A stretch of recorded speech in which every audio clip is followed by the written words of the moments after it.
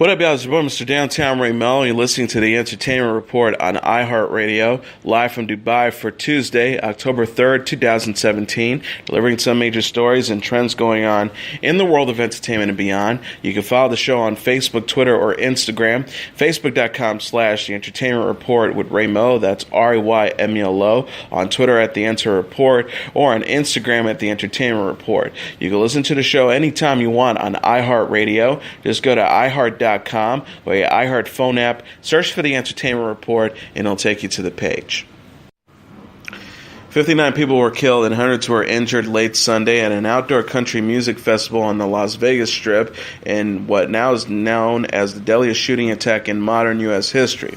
The gunfire began at around 10 p.m. on the south end of the Las Vegas Boulevard during the Route 91 Country Music Festival. Authorities said that the shooter fired from the 32nd floor of the Mandalay Bay Hotel and Casino into a lot diagonally 500 yards across the street. Automatic gunfire was captured on cell phone recordings of the concert, followed by panicked showgoers running for cover.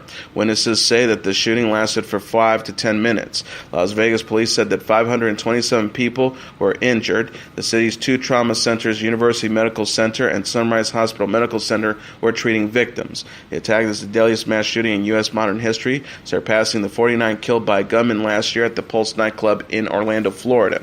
Police identified the suspected shooter as Stephen Paddock, a 64 resident of Miscue, 82 miles from northwest of Las Vegas. He died from a self-inflicted gunshot wound, police confirmed Monday. Clark County Sheriff Joseph Lombardo said at the news briefing, "Right now we believe it's a sole actor, a lone wolf type actor."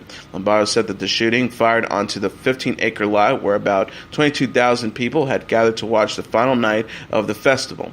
Police recovered 23 firearms from the hotel room, up from 10 earlier announced, and another 19 firearms, explosives, and ammunition from Paddock's home, Lombardo said Monday night. He said a number of rifles in the hotel room had scoops. NBC reported that the suspected gunman made several large gambling transactions worth tens of thousands of dollars in recent weeks, according to law enforcement officials. A U.S. official told CBS News there was no early signs of any ties to radical Islamic groups or signs of radicalization.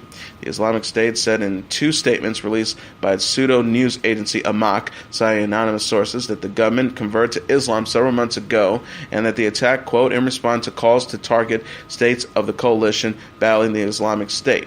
Lombardo said police have located Asian woman Mary Lou Delaney, who lived with the suspect since 2003, according to records obtained by the Reno Gazette-Journal. Police originally said that she was with the suspect in Las Vegas, but later said that she was out of the country. One off-duty police officer was among the dead. Also, two officers were being treated for injuries. One officer was in critical condition and the other had minor injuries.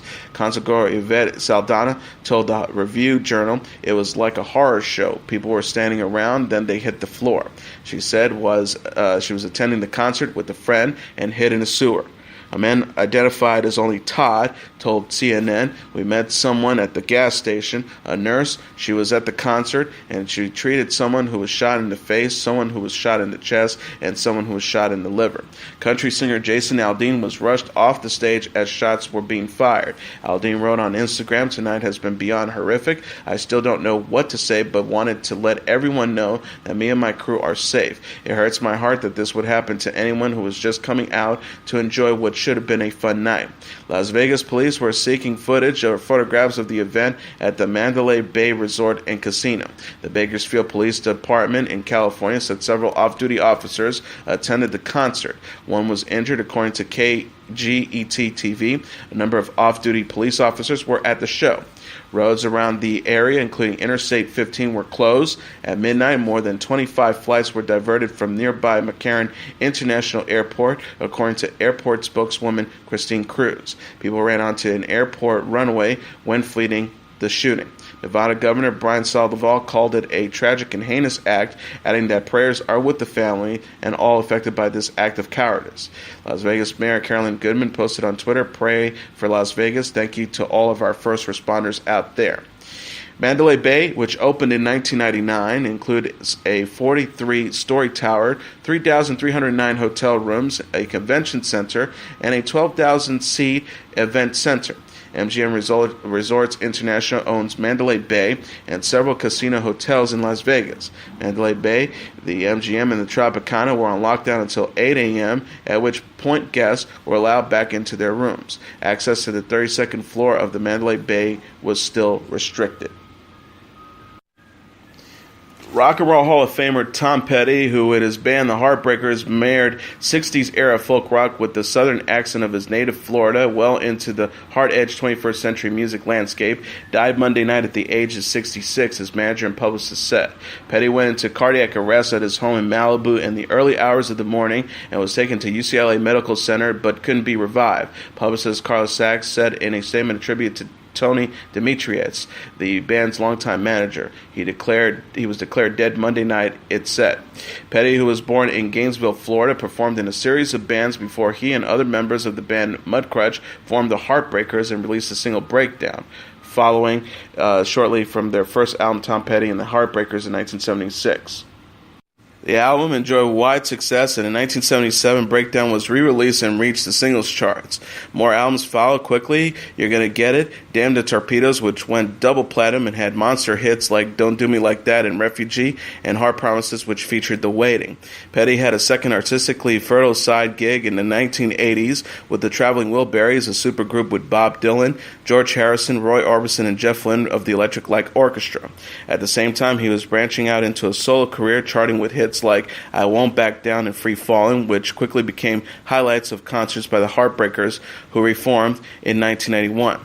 Petty and his band broke a narrow furor of new ground by joining the irresistibly jangly guitar sound of the 1960s bands like the Byrds, the Buffalo Springfield, and the band, with earlier hard-driven rock rhythms of early Rolling Stones blues numbers, colored with the muted but recognizable ting of Southern rock rebellion reminiscent of the Allman Brothers Band.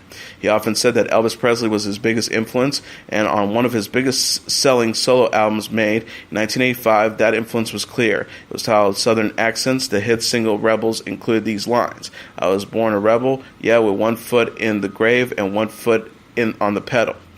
Kenneth Partridge, the music writer, noted last year in Billboard magazine that Petty often describes as a workmanlike and dependable, but that does him an injustice. Partridge wrote, arguably, in reality, he is a profound storyteller with a remarkable word economy. Or as a fierce advocate for artistic independence and putting his fans first, Petty fought many battles with his record labels. In 1981, Petty took on MCA Records over the list price for the album Hard Promises. MCA wanted to issue it for $9.98.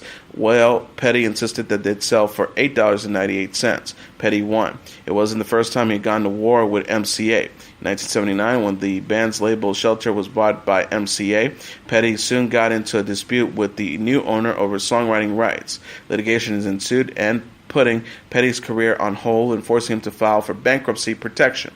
Petty settled with MCA in a deal that saw him and the band move to another MCA subsidiary, and the records soon resumed.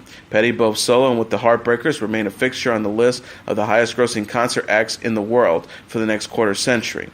In 2002, he and his band were inducted into the Rock and Roll Hall of Fame, and in 2008, they got the ultimate rock and roll seal of approval as they performed 4 of their hits at halftime for Super Bowl 42. The rock critic Joe Sevin wrote in Mojo magazine in 1997 that the deceptive simplicity of what Petty and the band do, the guileless brand of timeless rock they seem to effortlessly create, may have been disguised of how great the Heartbreakers truly are. Without doubt, with his enormous catalog and consistent excellence our way, Petty ranks with the best in American rock history. Hollywood and the music world expressed shock and grief over the news, paying tribute to the rock legend on social media. John Mayer tweeted, I covered his songs because I wanted to know what it felt like to fly. Kiss frontman Paul Stanley wrote, from our opening act in the 70s to becoming a brilliant songwriter and performer, I have loved his music. Sheryl Crow wrote, this is unbearable. Vegas and now a great music hero has passed. You brought us so much joy at Tom Petty. We will miss you. Hashtag RIP Tom Petty. Peter Frampton wrote, I can't believe we have lost Tom Petty on this already horrible day. My love to his wife and children and the entire Heartbreaker family. Two Beatles tweeted. Ringo Starr wrote, God bless Tom Petty, peace and love to his family. I'm sure Going to miss you, Tom. Paul McCartney wrote, sending love to Tom Petty and his family at this difficult time. Kid Rock tweeted, just when I thought today could not get any worse, R.I.P. Tom Petty, thank you for your beautiful music and inspiration. Richard Marks wrote, what a bad news pile on day, sending strength to at hashtag Tom Petty and his family. Cyndi Lauper wrote, oh man, Tom Petty is gone. He was really great. He will be missed. Thoughts and prayers go to his family right now. R.I.P. Carole King wrote, my heart goes out to all the people affected by the horrible shooting in Las Vegas and to family, friends, and fans of Tom Petty, of which I am one. Stephen King wrote, Tom Petty gone. That's just so wrong. What a bad day this has been in so many ways. Stevie Van Zandt from the Bruce Springsteen and E Street Band wrote, man, this cannot be happening. Not Tom Petty, please. Our deepest love and condolences to his family and band. A brother and true believer. Martina McBride wrote, no, not Tom Petty. Keith Sutherland wrote, today America lost one of its music giants. Thank you, Tom Petty, for all the music. To me, you will live forever. Nathan Fowler wrote, Tom Petty was one of my biggest inspirations as a musician. This one will hurt for a long time. Truly one of the sweetest person on earth. Rest in peace, brother. Alexander DeLeon wrote, and now Tom Petty is taken from us. I'm not leaving bed today. I feel sick. Chris Rock wrote, crazy day. See your heroes perform live. When you have the chance, you never know. Petty, damn. Rob Schneider quoted Tom Petty in a tweet, go after what you really love and find a way to make that work for you, and then you'll be a happy person. Rita Wilson wrote, at Tom Petty, the music live on. Thank you for giving us that. Our prayers are with your family and friends. We will miss you. Juliette Lewis wrote, thank you so very much. Hashtag Tom Petty. Honored to have shared your very last show on this earth. The British band The Zombies wrote, R.I.P. at Tom Petty. Producer and a member of the band Fun, Jack Antonoff wrote, what a day, Tom Petty forever and Gun Control now, all there is to say. And pop star Lorde wrote, blasting Tom on the tour bus tonight.